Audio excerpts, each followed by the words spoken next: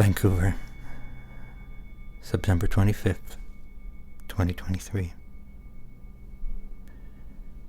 You can hear the city in the background as I record this.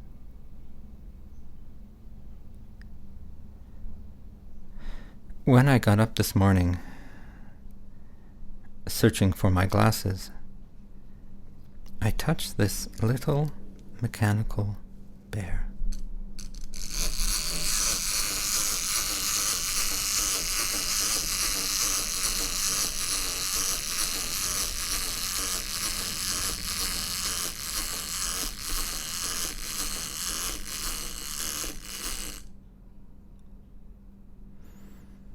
It startled me a bit, but it was also enchanting and surprising in a good way. I enjoyed listening to it come to a halt.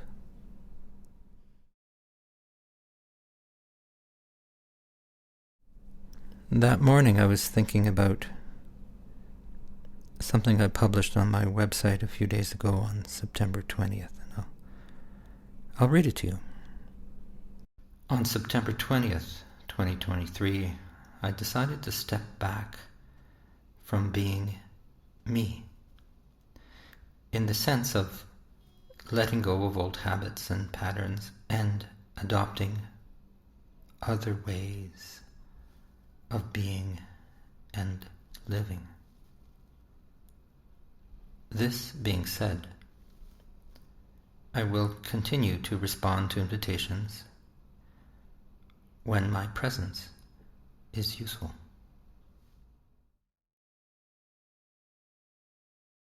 What do you think about that, little bear?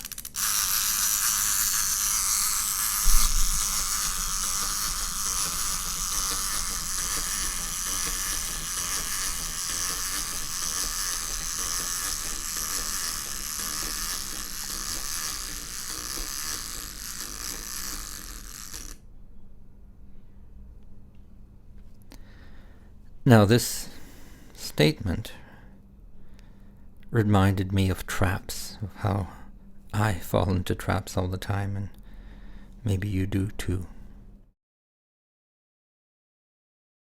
Episode 111 of this season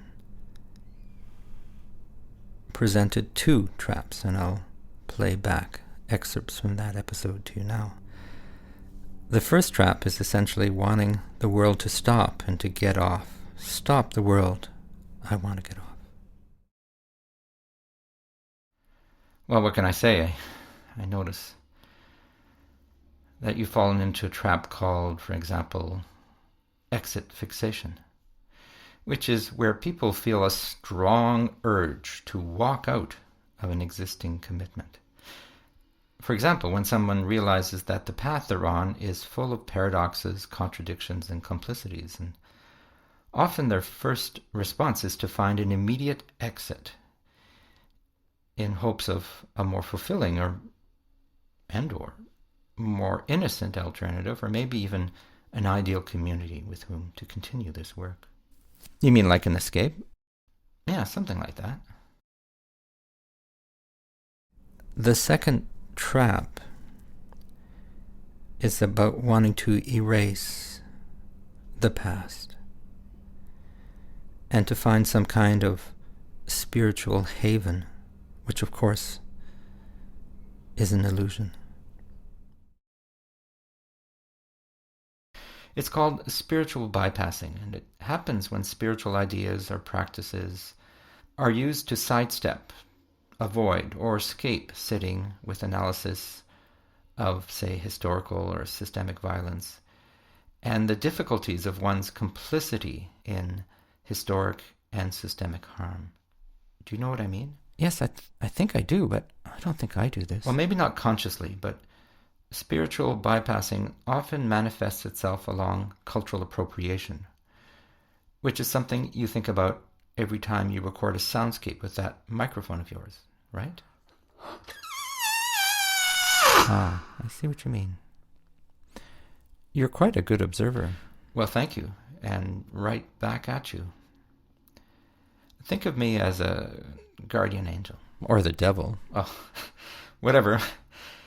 Now, one of the dangers with spiritual bypassing is to project interpretations of oneness that erase realities of historical and systemic inequalities, as well as interpretations of enlightenment that tend to reinforce exceptionalism. And you do tend to do that. Yeah, sure, I do, but it's all part of being an artist, right? True, but that does not necessarily make it right, does it? Something to think about. It's actually a lot to think about, to learn, and to unlearn.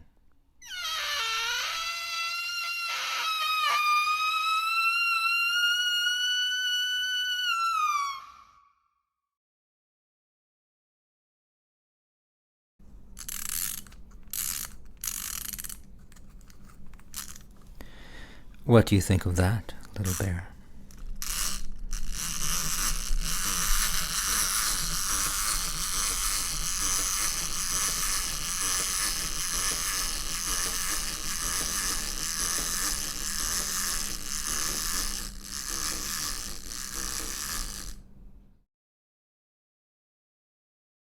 Do you think it's okay to lose one's mind in a mad world?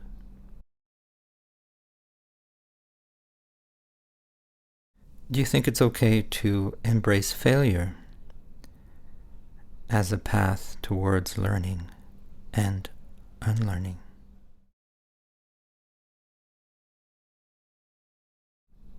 What do you think about grieving our dying planet